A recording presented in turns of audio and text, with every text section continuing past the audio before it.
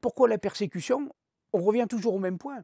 Parce que ces gens finissaient par prendre, non pas de la puissance, ils n'en voulaient pas de la puissance, mais ils prenaient pied sur un aspect philosophique. Or, la religion est une philosophie, hein. Quelle qu'elle soit, elle commence par une graine philosophique. Ensuite, on va en faire ce qu'on veut. On va greffer, etc. Et donc, effectivement, la destruction n'est pas quelque chose. On va se détruire d'un seigneur à l'autre ou d'un pays à l'autre. On a les croisades qui sont un des exemples les plus extraordinaires, qu'on va se foutre sur la figure, on va se détruire, on va s'étriper pour, des deux côtés, une religion qui prône paix et amour. Et on va s'affronter, on va s'étriper des jours entiers sur des champs de bataille pour paix et amour. De quel côté se trouve la violence? D'un côté, alors je le dis tout de suite, je ne me laisse pas marcher sur les pieds. Et j'arrive à comprendre qu'à certains moments, on puisse se rebeller, prendre une arme et taper. Mais d'un autre côté, tant qu'on peut utiliser une arme diplomatique, pourquoi pas? C'est bien mieux, hein. Parfois, après, ça ne marche plus. Alors effectivement, il y a eu des persécutions, des violences qui sont innommables, mais que d'un côté. Et tout simplement parce que ce n'est pas une puissance. Le catharisme n'a jamais voulu prendre un pays, n'a jamais voulu avoir Rome, enfin l'image de Rome et d'un pape. Ils refusaient un pape. Ils n'ont jamais eu de pape. Ils avaient ce qu'on va appeler des évêques, ça n'allait jamais plus loin. Il n'y en avait pas un qui était supérieur à l'autre. Alors que nous, dans l'Église, il y a toute une hiérarchie. Personnellement, je le dis tout de suite, je suis croyant et pratiquant. Donc je comprends ce qu'on m'a appris et je comprends ce que Déodat Rocher enseignait et que j'ai écouté. Et à partir de là, c'est une peur qui va mettre en place un plan de destruction. Et puis effectivement, les Cathares ont fini par avoir l'appui de seigneurs du Sud, qui sont des seigneurs qui ont quelque chose que les gros barons n'ont pas, c'est ce qu'on appelle l'honneur, la dignité et le respect des autres. Et oui, il y avait des barons dans le Sud, oui, bien sûr, il y avait des seigneurs, mais ils avaient respect des ouailles et des gens qui étaient sous leur coupe, sous leur responsabilité. Et si on avait laissé le catharisme faire comme il allait faire, effectivement, il allait y avoir une scission.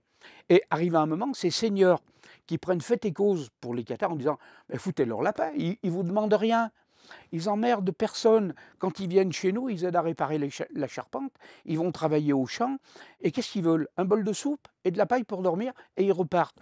Laissez-les tranquilles. On va continuer. Et on va tellement continuer que ces seigneurs vont dire « ça suffit, hein. Maintenant on est chez nous, vous leur foutez la paix ».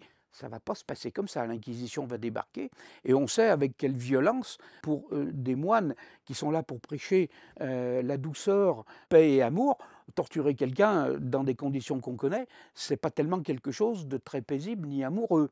Il va falloir attendre justement que quelques seigneurs du Sud se soulèvent en disant « on est chez nous, foutez-leur la paix ». Et l'Inquisition continue. Bon, et à partir de là, ils vont se mettre en colère. Il va y avoir l'expédition d'Avignonnet. Avignonnet, c'est un lieu-dit dans le sud. Et quelques seigneurs vont dire maintenant que ça suffit. Il y avait un inquisiteur qui avait pris la responsabilité du combat contre le catharisme, et avec une violence et une cruauté inimaginables. Il faut quand même se rappeler qu'il déterrait les morts soupçonnés de catharisme pour les brûler en place publique, après avoir déterré des cadavres. On brûlait des enfants parce qu'on les soupçonnait de catharisme. Où on va? On peut se battre entre hommes, bon, que le meilleur ou que le plus fort gagne, hein. Mais contre des femmes et des enfants, je ne vois pas ce qu'il y a de chevaleresque et de glorieux à tuer un enfant et le brûler. Deux hommes s'affrontent, c'est comme ça. Mais après, on ne va pas taper sur des femmes ou des enfants. Et donc, à partir de là, Avignonnet, les seigneurs du Sud disent on va y aller. Et une nuit, ils y vont, ils chopent les inquisiteurs dans un château et sans autre forme de procès, ils les tuent. Mais à partir de là, le pape a une occasion formidable et en disant vous voyez, comme ils sont méchants. Pourquoi sont-ils si méchants? Parce que, voilà. Alors exterminons-les. Et là, ça démarre. On va demander aux gros barons du Nord de descendre avec armes et bagages. Surtout avec armes. Les bagages, on va les voler en cours de route. Ça permet de voyager léger et puis de piller un peu. Il faut bien savoir s'amuser sainement avec pas grand-chose. Et quand même, il faut se rappeler, pour nous qui sommes de cette région, que la croisade démarre de Vienne. hein. Elle démarre du nord à pied et c'est à Vienne qu'on constitue une croisade armée dans des bateaux. Donc c'est notre région qui va servir de démarrage de la croisade. Mais après, effectivement, les barons du Nord, l'Église a dit: «Ah mais ceux qui vont tuer, ces seigneurs, pourront prendre leurs terres. On va leur donner, ils seront, absous de leurs péchés». Vous vous rendez compte que, qu'on va donner le droit de tuer, de violer, de piller, de voler. C'était ce qu'il ne fallait pas dire. Tout le monde part pour la croisade. 40 jours pour commencer et puis on peut rempiler et on peut en rajouter. Bah, ma foi, on est nourri, logé, on viole, on vole, on s'amuse bien et donc c'est la guerre, c'est la destruction du Sud. Le Languedoc sera mis à feu et à sang et encore aujourd'hui, on estime qu'il ne s'en est pas encore complètement relevé. Lorsqu'ils vont s'en aller, le pays sera exempt. On a pillé, volé, torturé, massacré.